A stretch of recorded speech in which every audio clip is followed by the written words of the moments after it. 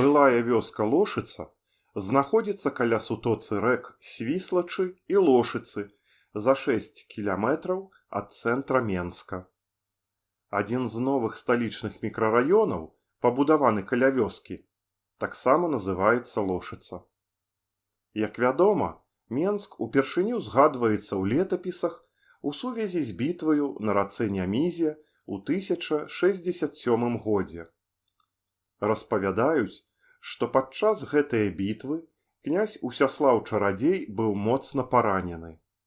Ягоная лошадь таксама была параненая, але данесла скрываўленага князя да ракі. Крынічныя воды загаілі князевыя раны, а вось лошадь сканала. З таго часу у ранішнім тумане над ракою можна бачыць прывід белыя лошадзі.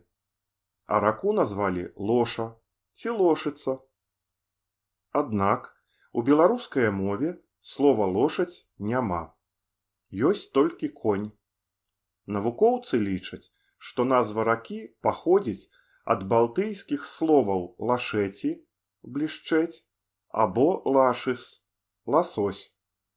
Хутчэй за ўсё, назва Лоша азначае зіходкая рака або рака, у якой водзіцца ласось. Людзі здаўна сяліліся на берагах Лошыцы.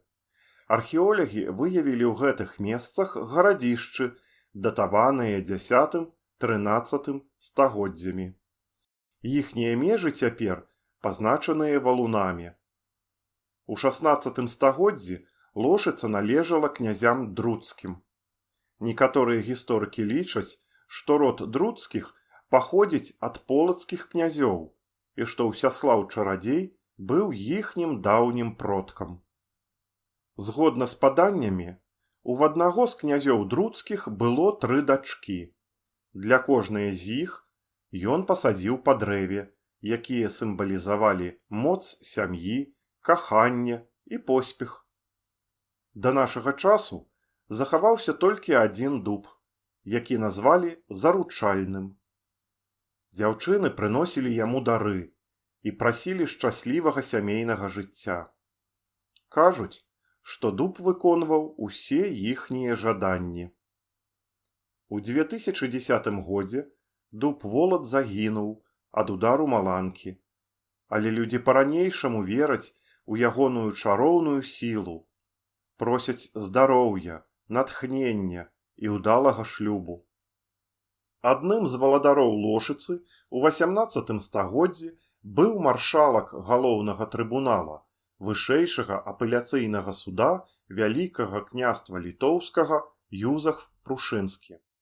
У гэты час тут быў пабудаваны барочны драўляны сядзібны дом і разбіты Лошыцкі парк.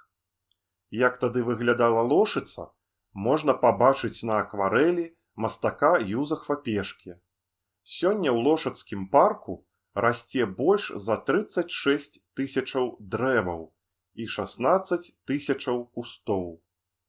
Узрост некаторых дрэваў Лошыцкага парку дасягае 150-300 гадоў.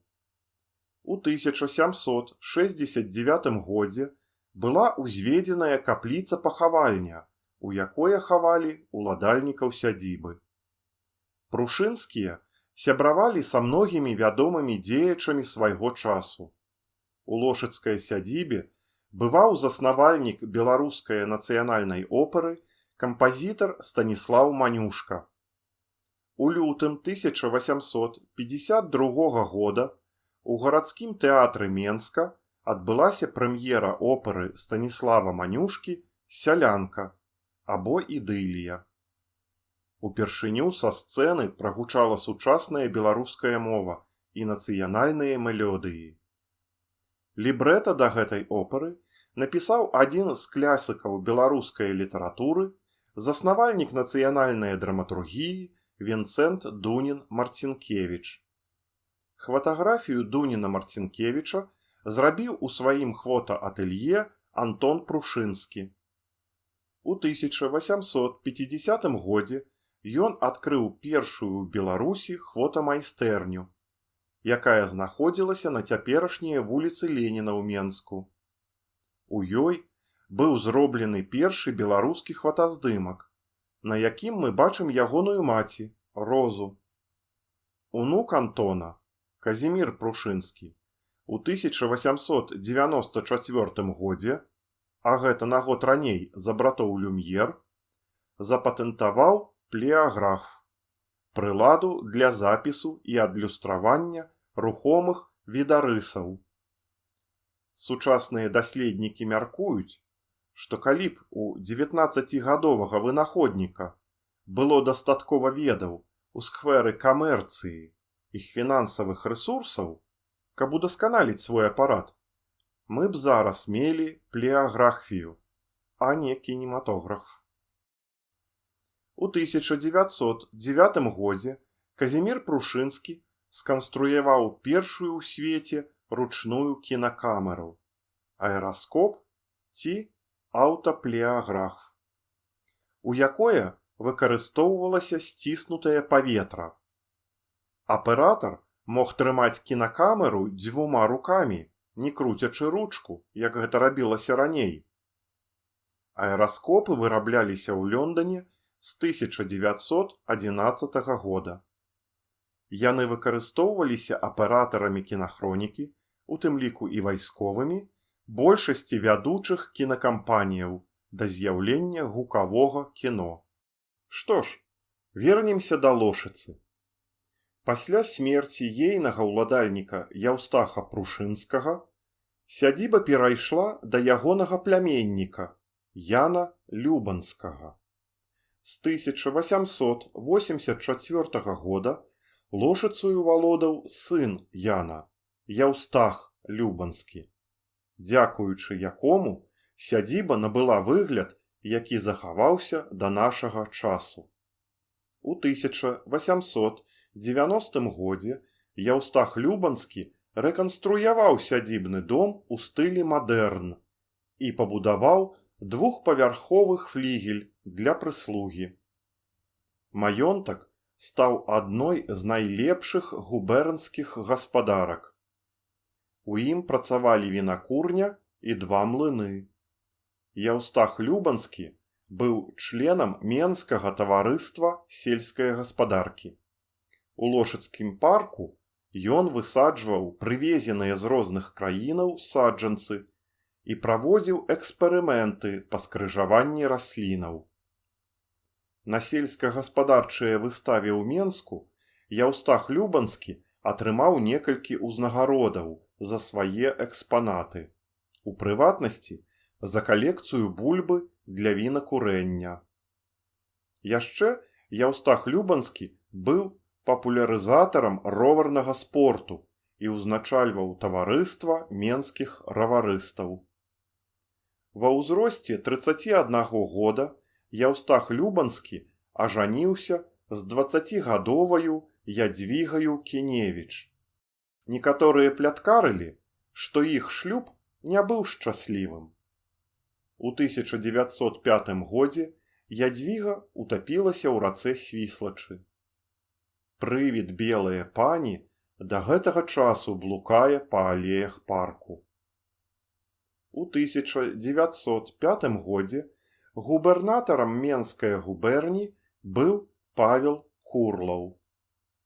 31 кастрычніка 1905 года Курлаў аддаў загад расстраляць мірную 20-тысячную дэманстрацыю ў Менску. Ахвярамі курлаўскага расстрэлу сталі каля 100 чалавек. Каля 300 чалавек былі параненыя. У памяць аб гэтай трагедыі на адной са станцыяў менскага метро усталяваны бронзавы памятны знак. У студзені 1906 года эсэр Іван Пуліхаў здзейсніў няўдалы замах на Паўла Курлава. Хадзілі чуткі, што замах фінансаваў Яўстах Любанскі, нібыта з-за таго, што ягоная жонка Ядзвіга была закахалася ў губернатара. Яўстах Любанскі быў членам камітэта па будаўніцтве касцёла святога Сымона і святой Алены ў Менску, які быў узведзены ў 1910 годзе і цяпер вядомы ўсім жыхарам Менска як Чырвоны касцёл. У 1912 годзе Яўстах Любанскі пакінуў маёнтак Лошыца свайму брату Аляксандру і выехаў на Каўказ. Ягоны далейшы лёс невядомы. Пасля кастрычніцкага перавароту 1917 года у лошыцкай сядзібе размяшчаўся навукова-даследчы інстытут раслінаводства, які займаўся селекцыяй новых сартоў сельскагаспадарчых раслінаў, напрыклад, бульбы і яблыкаў.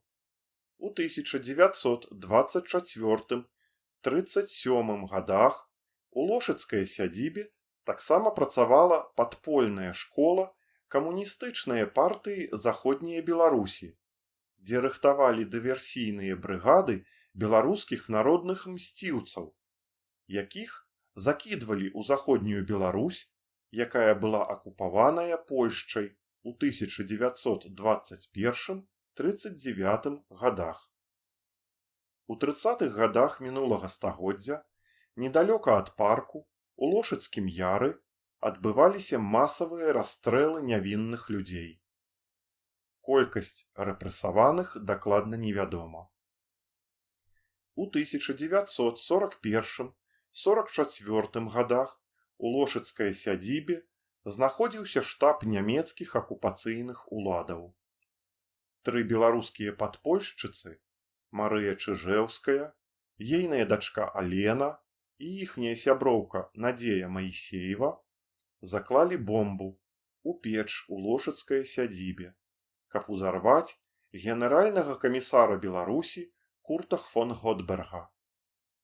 Нямецкая служба бяспекі знайшла выбухоўку. Падпольшчыц схапілі, катавалі і пакаралі смерцю.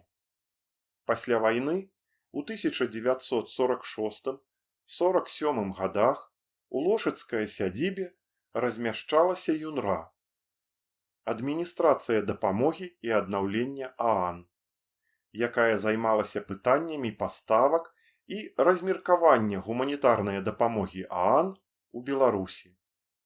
Сёння Лошыца – гэта адно з найпрыгажэйшых месцаў Менска. У сядзібным доме і флігелі створаны музей гісторыі і побыту былых гаспадароў сядзібы Прушынскіх і Любанскіх. На тэрыторыі сядзібна-паркавага комплексу захаваліся некаторыя са старых пабудоваў. Напрыклад, домік вартаўніка і старая ўязная брама. Капліца-пахавальня была ўзарваная ў 1944 годзе. Ад яе засталася толькі адна сцяна. Адзін з млыноў, пабудаваных Любанскім, яшчэ нядаўна выкарыстоўваўся ў якасці жылога дома. Зараз тут ідзе рэстаўрацыя. Ад другога млына захаваліся толькі маляўнічыя руіны. Вядуцца аднаўленчыя работы і на вінакурні. Гэта 4-павярховы мураваны будынак з паўцыркульнымі вокнамі, які быў пабудаваны ў 1896 годзе. Давайце яшчэ крыху прагуляемся па Лошыцкім парку і атрымаем асалоду ад ягоных прыгажосці і зацішнасці. І, мы ледзь не забыліся, ад Лошыцы да Флёрыды звыш за 5390 міляў, ці 8680 кіламетраў.